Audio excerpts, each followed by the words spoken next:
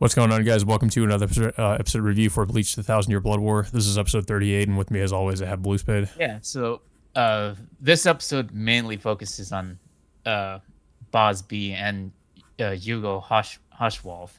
Just there's pretty much it's just the two of them, well, of course, alongside Yuhaba as well. But we get to see see their history together. They used to be, I guess you could say, they were friends during childhood, and of course, we learn that Hugo is mainly, mostly untalented and incapable of like creating like a Quincy bow for himself, whereas Bosby, he's more than capable despite his young age. Yeah.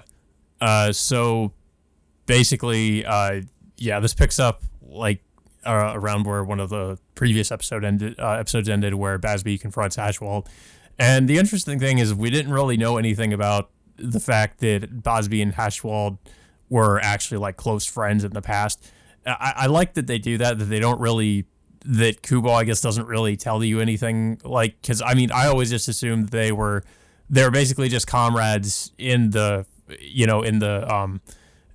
working under Yuhaba, but I didn't know that they were close friends. So it was interesting to learn about all that in this episode, where we get this flashback about how they met, and we learned some interesting things as well. Basically, that apparently Yuhaba, I guess, like hundreds of or so years ago. I'm not exactly. It's not exactly clear like when this takes, or how long ago this took place. But basically, Yuhaba had burned down Basby's like family or his clan's home, like, and killed all of his people, like all of his relatives, and killed his mother. And basically after that, Basby vowed revenge on Yuhaba, and ever since then had been trained. I guess like all Hashwald's family were also there, because apparently they had also, I guess, gotten killed by Yuhaba. So basically, like, the two of them, I think over the course of like 5 years, end up like training together, like honing their skills to eventually, like, eventually take revenge for the deaths, or at least for the death of Basby's family. Yeah, and eventually, once they got older, Yuhaba's soldiers announced that His Majesty is intent to recruit, I guess, young soldiers to become Quincy's into the Stern Ritters. And Bosby, of course, steps up, to join the Stern Ritters, just mainly as a ploy for him to get close to Yuhaba and, get revenge on him. But of course, I just want to say, like, this is kind of a funny observation I had when I was watching this, is that it reminded me so much of like what Gein's plan was to basically how he was planning to take revenge on Aizen, was to try to get close to Aizen and then just eventually stab him in the back when he least expected it. And it seemed like that was Basby's plan as well. yeah, and of course, Bosby gets into a confrontation with that soldier, and just when you think they were about to fight, Yuhaba arrives and pretty much just puts everybody down with his spiritual pressure. But Yuhaba reveals that he's been searching for someone like himself for a long time, and he chooses Jugo, of all people, who is like, he's the most untalented, incapable person in the vicinity, compared to Bosby, who's like more than capable. But it's really unclear like how Yuhava like really searches for specific kinds of people that that he's looking for. And even Bosby's even puzzled by this. Well, so apparently, I must have forgotten about this plot point too, because it seems like at this point, Yuhaba also possessed the like his foresight ability, because he says that the reason why he chose Yugo was because he knew, I guess, based on, because he can somewhat, apparently, I guess at this point, also see the future, that he knew that Yugo was going to be useful, or he had that talent, which we find out what it was, that that why Yugo was Hashwald was so special was because that he has, I guess, a similar ability to Yuhaba, to where he can grant someone uh he can grant someone powers, I guess, by being around or being near them. And that was the reason why Basby was able to advance so much over the course of 5 years, is because Yugo had been giving him, I guess, giving him the all the abilities that he had, and it wasn't just because of Basby's having honed his skills. It was mostly, I guess, due to Hashwald. Yeah, and over the course of the years, both Hashwalth and Bosby both joined the Stern Ritters, but over the course of those years, Bosby has repeatedly tries to duel Hashwalth, but he gets turned down on numerous occasions, and that's where we Yeah, finally get to the point where we are right now, where Bosby um, faces Hashwalth at the Warwell fortress, whatever that place is, and yeah. Well, and you could tell like that Basby, a lot of like the reason why he wants to fight and like prove himself is because he feels jealous and envious of Hashwald and how powerful, like, just what, I guess, the inherent skills he was gifted with. And Basby, I guess, resents in a way, that he doesn't have those same skills, or he's just not as good as Hashwald. And he's just, trying to, I guess, trying to prove himself that he is just as good as him. But as we can see from this fight, like, Basby is clearly outmatched, even though it does seem like he's putting everything he has into trying to defeat Hashwald. He pretty much never manages to land land a scratch on him at all. The fight is really just one sided. Hashwald just completely wipes the floor with Basby. And I mean, the animation here too, I will say, like, it's just incredible. I mean, it's been really good this whole core, but you can tell they put like a lot of effort into this particular episode. And I like how it transitions from the flashback segment into the present, where two of them are fighting to where they were kids. That was pretty cool.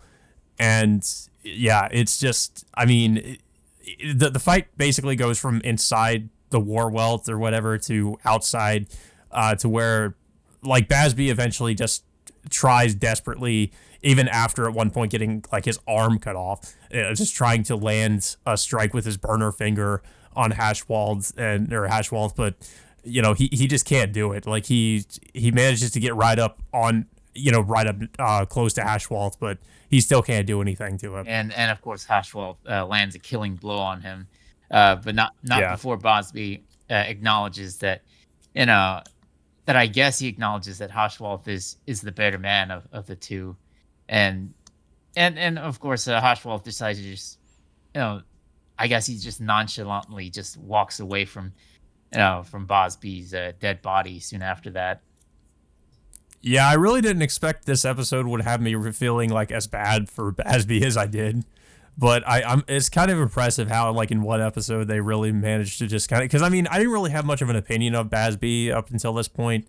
But it was interesting just how this episode somewhat, kind of has you looking at him in a different way, just because now you know all this information about how, his past with Hashwalth, and how he's just never, he's just never really managed to measure up to him, even in his final moments. He still couldn't, he still could never best Hashwalth. Yeah, and and you could tell, like, I feel like Hashwald is in a way somewhat similar to Uryu. Like, I feel like he's just kind of bottling up all of his emotions. Like, I guess that's why he didn't really show anything, or say anything, or really show his emotion. But when he was basically about to kill his best friend, I feel like he was just kind of bottling everything up. yeah, and yeah, I mean, it's kind of sad that, like, Bosby and alongside Hoshwell, they're pretty much like the only two well developed stern ritters that we've seen throughout this entire show. Everybody else, like, including, Yeah. like, some fan favorites like Bombietta, is like, who I really feel like got undercut in the worst way possible. Like, I really, Yeah, I really wish that we had gotten more about, like, her and the other Bambis, because we don't really know much about them. But we got all this backstory with Hashwald and Basby. Yeah. I mean, yeah, it is unfortunate that that they immediately just kill off Bosby. I really felt like that. I mean, maybe he's not dead. Maybe he's just unconscious from that fight. Uh, It's hard. It's really hard to say. I don't know. I mean, I don't know how he's gonna recover from all that. He got his arm cut off, and then he basically just got cut in half. So yeah, I'm not sure. I mean, I guess it's possible. We have seen characters come back from some injuries almost as bad as I that in mean, Bleach. So I guess it's not I mean, out of the realm of possibility. Shinsuke still has a freaking hole in his chest, and he's still moving around. Yeah. So, so it's hard to tell. But I don't know. I mean, maybe they might think. I mean, apparently Orihime is capable of healing just about anything, it seems. Yeah, So, but I mean, they're nowhere near where Basby is, so I don't think that's possible that they'd be able to get to him before he dies. yeah, Um, yeah.